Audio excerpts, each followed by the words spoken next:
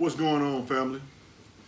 Told you I was going to come to you at 7 o'clock today on the topic of understanding what the government has in store for your youth. That's right. What the government has in store or have planned for your youth. And a lot of people don't understand this. They see what's happening, but they don't understand why it's happening. The reason why they don't understand why it's happening because it's not being talked about enough. It's actually not being talked about enough on what's going on with our youth today. We got the music, oh my goodness, it's just out there. We have more incarceration now than ever. We have more robbing, breaking into houses, snatching and grabbing. What that means is, going up to make a sale with somebody on Craigslist or something, they snatching your money and taking off running. We have more and more of this happening every day on a daily basis. Well, after doing a little research, what I've came to the conclusion of that this is all orchestrated by the system, the government itself. Right now today, the incarceration system, the prison system, the private prison system is a multi-billion-dollar a year industry. Don't believe me? Go look it up for yourself. Incarceration is a multi-billion-dollar a year industry. Now marinate on that for a minute. Now, in the late 90s, maybe mid 90s, they took what they call paddling out of school. If anybody was in middle school, high school in the 90s, you know what I'm talking about. They'd send you to the principal office or to the football coach's office, and if you did something, you get 3 licks. They send you on about your way, tell your parents, send a letter or whatever. They did away with that out of the school system. On top of that, it was a big deal with the DCF. If your kid has any marks on them, if your kid tell a teacher that my parents spanked me, it was mandatory for that teacher to report it. So what happened was the parents got afraid to discipline their own kids in their own homes. Parents were literally afraid to say anything to their kids. Why? Because they had a fear of going to jail themselves. So in that mindset as a kid, the kid was just like, okay, I can do what I want to do. You can't touch me because if you do, I'm going to call the people on you. Again, put a bunch of fear in parents. The whole while, the system knows that if I can take the fear of the parents away from the children, we have full control of the child. The children no longer fear their parents, the disciplinarian one, so they just run rapid. So they end up getting in the system. They get in trouble, selling drugs, selling weed, robbing and stealing. What happens, they end up going through the system, petty system, juvenile, jail, get a slap on the wrist. And in their mind, as a child, oh, they ain't gonna do nothing to me. I just got probation, or, I have to be in detention for 2 months. That's nothing. So as they increase, their actions increase, meaning their age and their action. So now they don't have a bag of weed, now they have a pound of weed. And it increases. So the government knows that if their activities increase and we only slap them on the wrist, by the time they're 18, we can incarcerate them, and boom. Now you're a product of the mass incarceration of free labor. Think about that. If the prison system is a billion-dollar industry a year, do you really think that they're going to let it decrease? And if something is not decreasing, it has to increase. How do you make sure that it increases over the years? You got to understand, when you're dealing with money like that, major money, millions and billions of dollars, you plan this out years and years and years. You don't plan it out a year at a time. So okay, this is what I have to do in order to make sure that my system works 10 years from now, 15 years from now. I have to make sure that this is always productive and on point. So what do? You prep your next and up and coming inmates. I want you guys to think about this for a minute.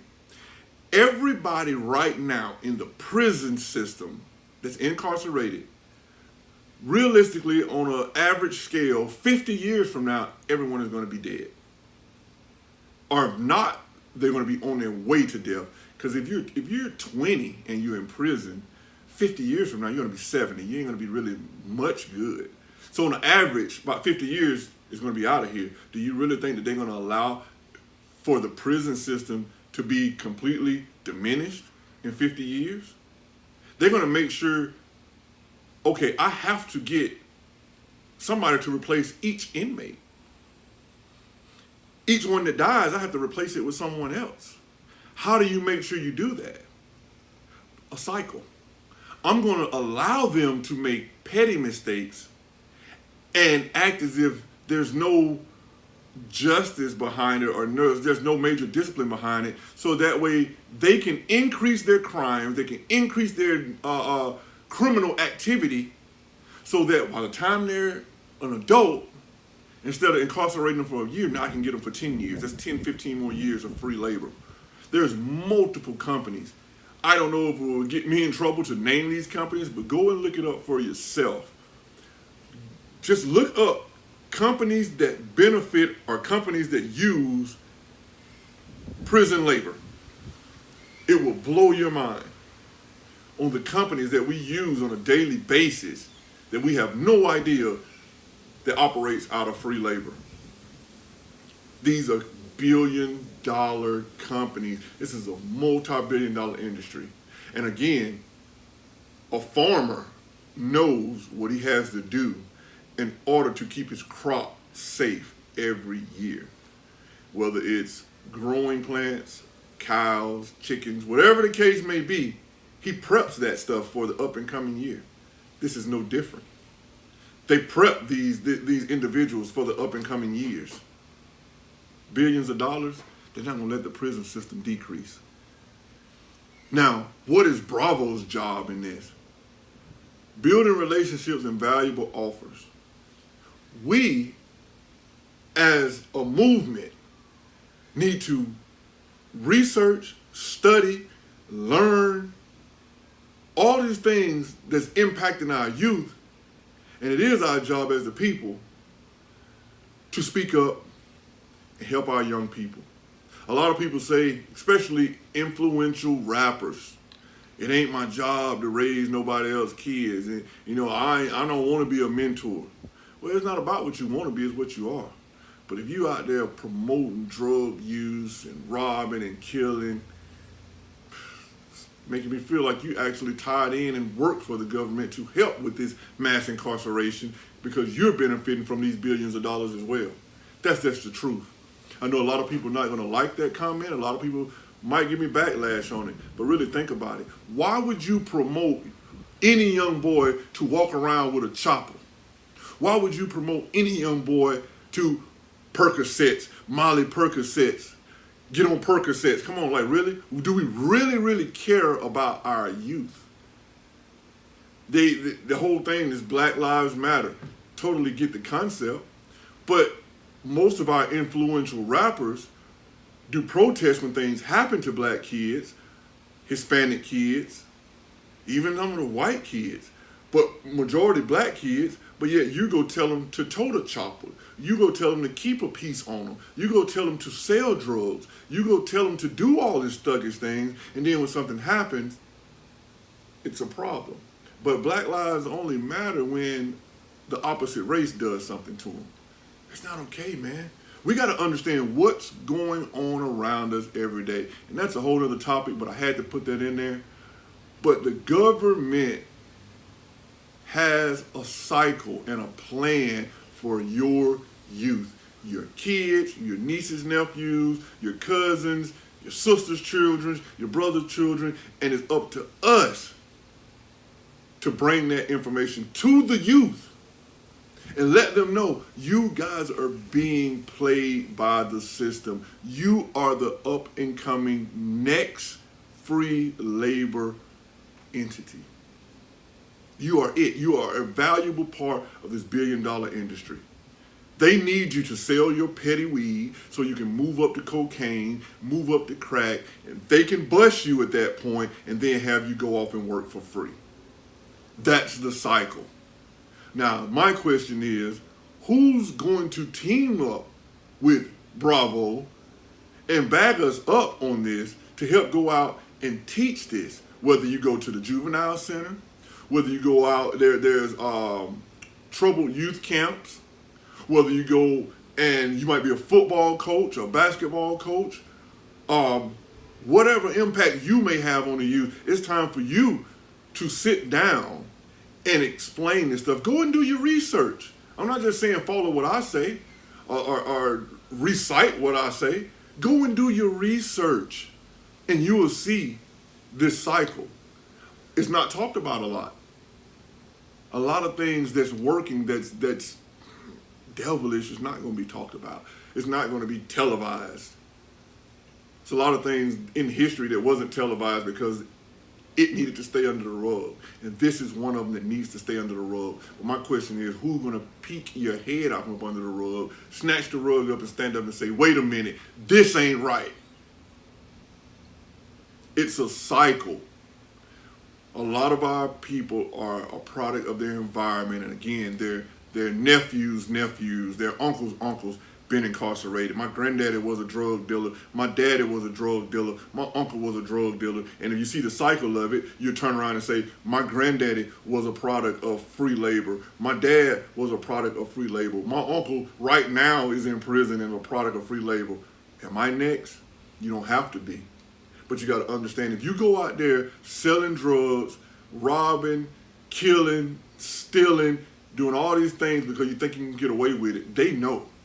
They're just waiting on the right time. They don't want to give you a year in prison or a year in jail. That doesn't benefit anyone. They want that big time, that long incarceration. So you can actually, if you're in prison over 10 years, you probably generated over $30 billion for some of these private industries, and you might make 3,000. I'm just throwing figures out there. That's not facts, but I'm just thinking out loud right now. But you are a very, very major factor in that $1 billion that they earn. But it's a cycle. So really, who's going to do the research to go and see how this cycle works? It's over and over and over. The granddaddy, the uncle, the dad, back around to the newborn baby. Back around to the baby that's in the mother's womb, that's part of that cycle, part of that product of that environment, part of that poverty-stricken family. It don't have to be that way, though. But you don't have to go out there and sell drugs. You don't have to go out there and rob and steal and kill. You don't have to do it. But it's the trick of the enemy. They want you to listen to that music, live that music, while the people that write and rap that music not living that music, and put it off on you. They getting paid because you know what they are? They're a billboard.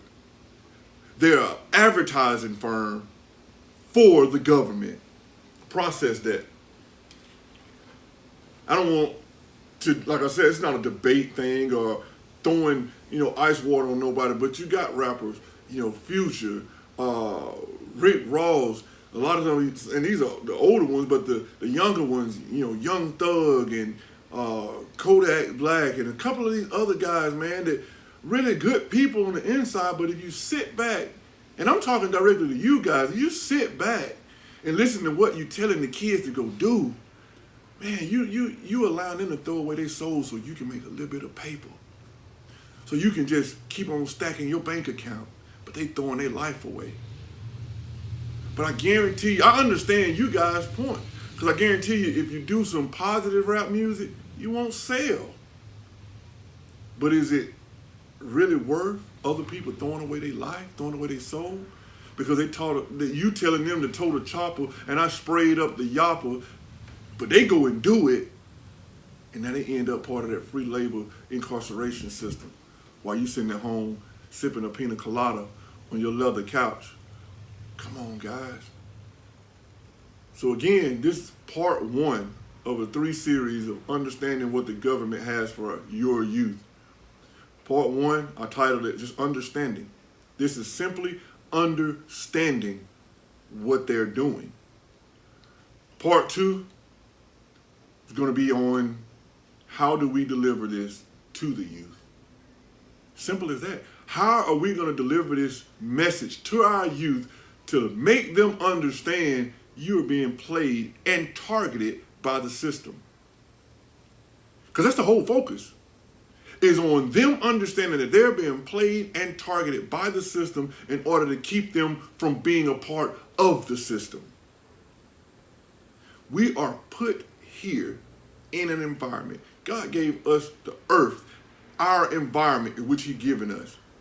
And we come here, and instead of embracing the environment that He gives us, we create our own environments. We create our own living space. We create our own mindset on how we think things should be, not understanding that we are target in the sand to the government. We are that target in the sand. You can see it right there, and they just let you build and build and build until they, boom, snap you up. Now you free labor. We got to make sure our kids understand that they are a target in the sand. We have to reach out, guys. We have to save our young ones. About to sign off. It's really, really dear to my heart. Leave a comment. Leave some suggestions. I want to hear the people's thoughts on it. Again, go and do your research. Don't take none of my speaking for granted, but you don't have to take my word for it. Go and see for yourself. Team up with me. Send me an email. Send me a message where I can link up with you. This need to be all over the nation. We got to do something, because our youth is the next you. Our youth is the next president. Our youth is the next person that manages your health care. Our youth is the next person that's managing the Walmarts where we shop. Our next youth is a person that we have to look up to for help, because we all going to get old one day. So what are we going to help grow? Remember, a seed is nothing but a seed. Until you water that seed, fertilize that seed, nurture that seed, and love on that seed, it will never blossom into that plant that produces fruit. It's our job as the people to understand that our youth is the seed to society of tomorrow. It's our job to understand that our youth is the seed to society for tomorrow. What part are you going to play? We're not looking for no one to do everything, but can somebody please raise their hand and say, hey, I'll be the water? Can someone please raise their hand and say, hey, I'll be the fertilizer? Can someone be the person and say, hey, I'll raise my hand, I'll be the one to pick the weeds out from around it? Hey, I'll be the person to make sure I turn the soil every now and then when it's needed. We all are gardeners to our youth. We have to get them back from this governmental circle of mass incarceration and free labor. Stay tuned. I will be posting on Instagram when I will be doing part 2, which is delivering it to the youth. Stay tuned on Team Bravo 904 on Instagram, and I will be announcing soon when I am going to be doing the part 2. Elevate, Bravo. Go and love on a young person today. Go and hug that young girl. Go and hug that young guy. I don't care if their pants hanging down. I don't care if they have twisted up on their head. I don't care if they selling dope. The reason why they do them is because they don't have enough elders loving on them and teaching them the right way. Bravo. Build a relationship and a valuable offer to these kids, man. I cannot stress it enough. Build a relationship with these kids and offer them something valuable that they can continue to build off of in their life journey. And you as elders, be open and available to receive something valuable from the youth. If we work together, close this gap. No, I said I was signing off, guys, but I got a lot on my mind. If we can close the gap between the people in their early 50s and 40s and connect with the people that's 17, 18, and we can close that gap and realize that we can hang out together. We can do things together. A lot of this stuff that the government has let slide or let in to destroy our youth, we can put a stop to it. But it's up to us as a nation, as the people, to put a stop to it. Elevate, bravo, and I'm out.